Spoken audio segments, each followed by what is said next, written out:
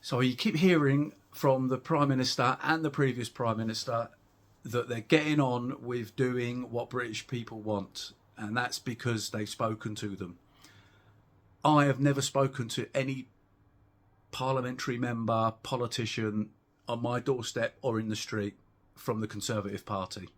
And I'm not anti-Conservative Party, I'm not anti any party or for any particular party, but they're making it impossible for me to vote for them. And for me, why?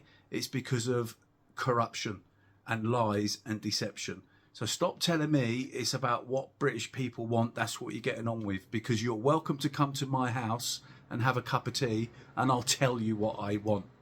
I wrote to the Conservative Party, I wrote to the complaints departments, I wrote to what was our local councillor that no one ever seen, and I really wanted to get across how deeply wounded I felt because of the corruption and lies within your party, in particular the missing money. In reports in the papers and online, we don't even know what the amount is. It's off the scale. It's somewhere between 4 and 14 billion pounds. Where has our money gone? And I'll tell you why it's important to me, and why is it personally, why care? Why not just do what everyone else does? Oh, well, all politicians lie. They're all corrupt, so we should just take it on the chin. Well, I don't want to take it on the chin, Mr. Sunak. You come to my house and you do what you say. You say you're talking to British people.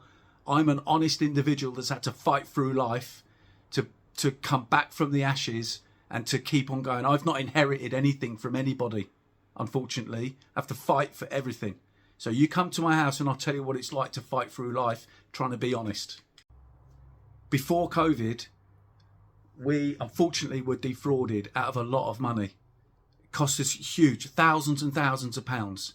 The government department that deals with fraud was completely inept. They are not equipped to cope with it. That's one of the problems.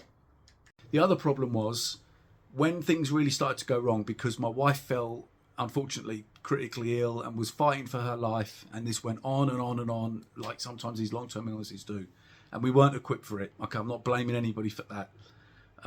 Well, saying that, that's another story. However, on the back of that, not surprising, we lost our small family business that we spent years working day and night to build and was getting somewhere. And unfortunately, the realisation came when we were defrauded, when my wife looked over the table and said, I mean, after fighting and battling, we're finished, aren't we? It's over. And I said, yes, I think it is. We can't come back from this. We've used all of any money we ever had and it's been stolen. And there's no way back.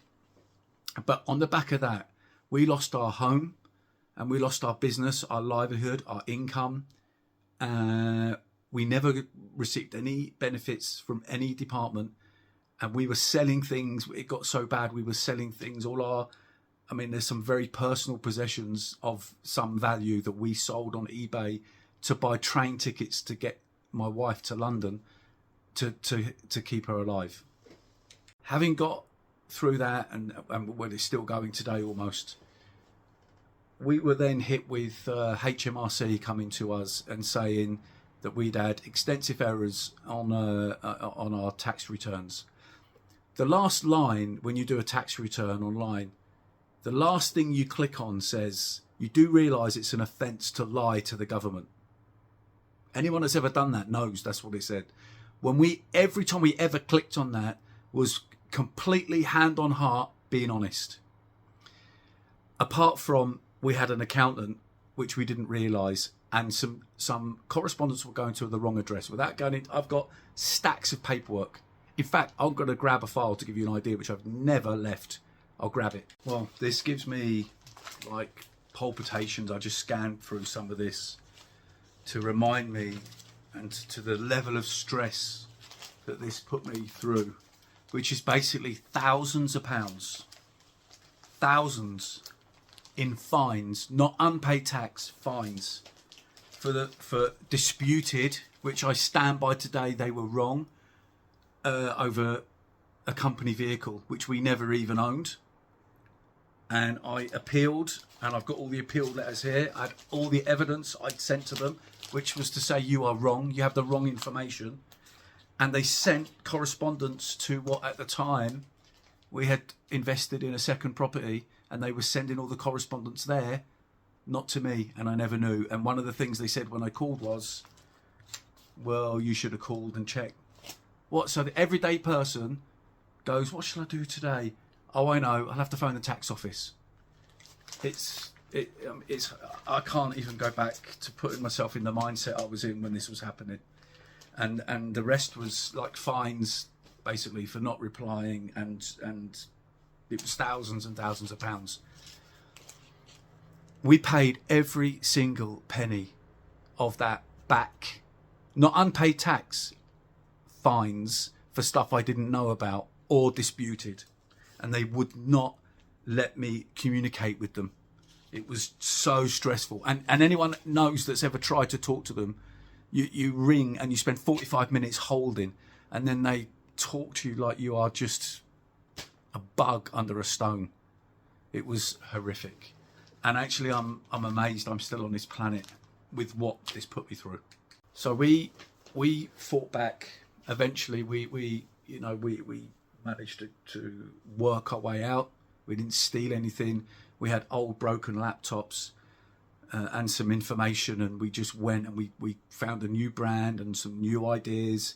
I'll never ever give up.